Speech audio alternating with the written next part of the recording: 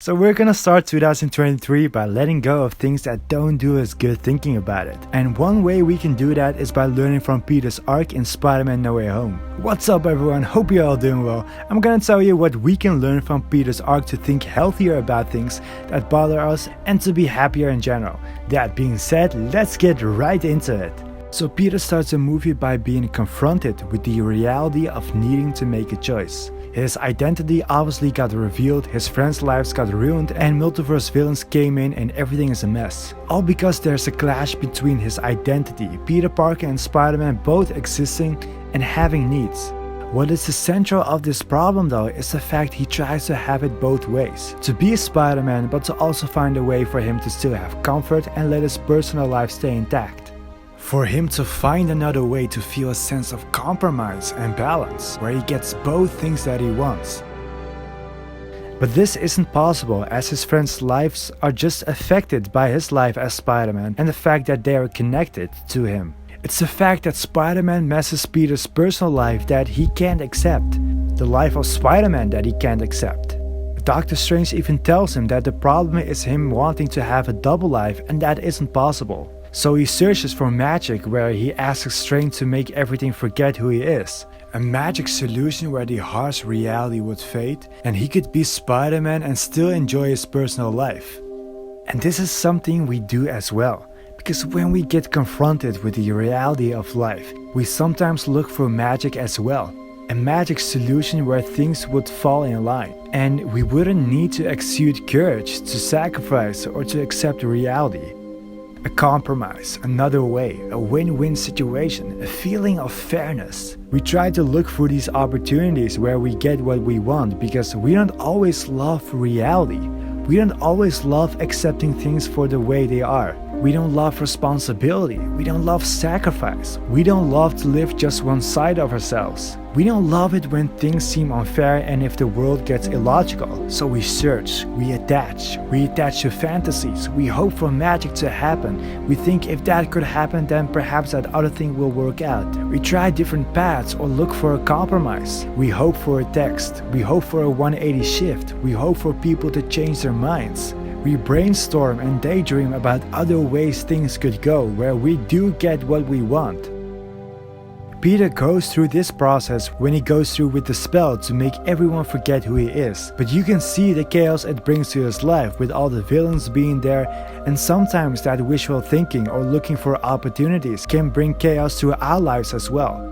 Not only do you hope for something that might not be there and set yourself up for disappointment, it can also ruin other things in your life.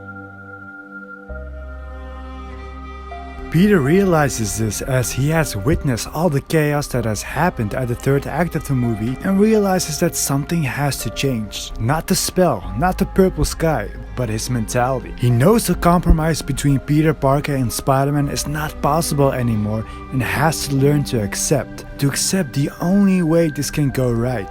To accept that Peter Parker can't have his way and that Spider-Man needs to make the hard decisions. To accept that his life is about sacrificing. And you can see his growth when MJ still hopes for another way like Peter did in the beginning. I don't want to do that. I know, MJ, I know. There's not something we can do. We can't come up with like a plan or something, you know? There's always something we can do. There's nothing we can do. But it'll be okay. I love this line as it shows how he accepts reality and his life as Spider-Man as the way it is and doesn't go around with it.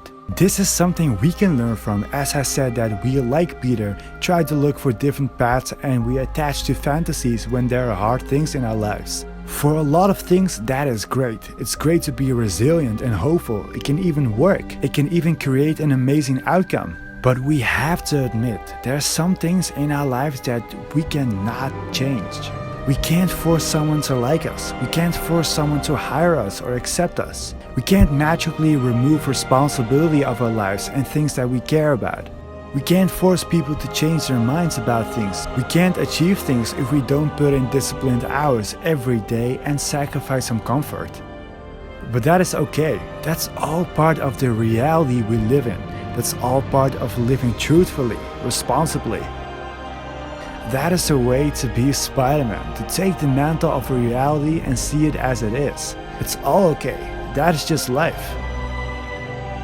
Maturity is about trying to make sense out of the illogical by accepting that even though choosing the path that is the best can feel unfair, it is still the responsible, mature, and right thing to do. But us humans can't just live off reality being the way it is, otherwise we would probably die. We can't accept things for just the sake of dealing with hard things. I mean, we can, but it would be much lighter and better off for our mental health if we made something positive out of reality or whatever we're facing, like Peter does. Peter wants to take another shot at the balanced life again when he wants to tell MJ about him, but he sees that his friends are so much better off without him. You okay? Doesn't really hurt anymore. So he's not just accepting things for the sake of living a hard and real life. He allows goodness to come from it. He is doing something great for his friends and people he cares about. He is keeping the coffee cup there to remind him that he is serving his friends and doing something good. And with that, he can jump with full freedom into being Spider-Man. And this isn't just a mental construct you make in your head, because reality is not fully despair. There are legitimate good things that happen or can happen from accepting reality and responsibility. For example, a breakup can mean heartbreak, but it can also mean lots of time to focus on yourself and to see growth. I recently myself had a situation that didn't work out the way I wanted to, and it sucked. But now, with all the good things that have happened because of it, like getting more results in the gym, more time I spent on growth and mental health, I can say that I'm glad that it happened and the good has outweighed the bad. I don't always feel that way, but it is the objective truth of the situation and something that I need to keep in mind of. Think about what positives you can see from going through something that feels hard to accept. You can journal about the positives that have happened because of the hardship. This is what I did. Every time I felt bad about my situation, I wrote down everything good that has happened because of the way things worked out. And maybe you deep down know that the thing you wanted was never right anyway. If you like this video and would like others who struggle with this concept to start thinking like this as well, drop me a like if you want so that YouTube can recommend this video to other people, or if you just want to support me. One caveat, this only goes for things that you can change, but there are also a lot of things in life that you can change. So if you don't like your job, go and change that. Be ambitious, be passionate, be hopeful, and definitely don't accept reality the way it is if it's something that can be changed or something that you want to get changed. This video just goes for things that are just life things like rejection or a breakup or anything that you feel like that can change at this moment. You get what I mean. Messages like this are great, but I personally need a regular reminder of the fact that I need to think like this for consistent growth of mental health. That's why I regularly try to make videos like this, and if you want to consistently get inspired or if you just like video essays like this, hit the subscribe button to stay notified. Last thing, but if you want the same concept of this video but deeper, check out my Doctor Strange video where I talk in depth of why we should accept everything that happens as the way it is. Anyway, thank you so much for watching, and I will see you soon.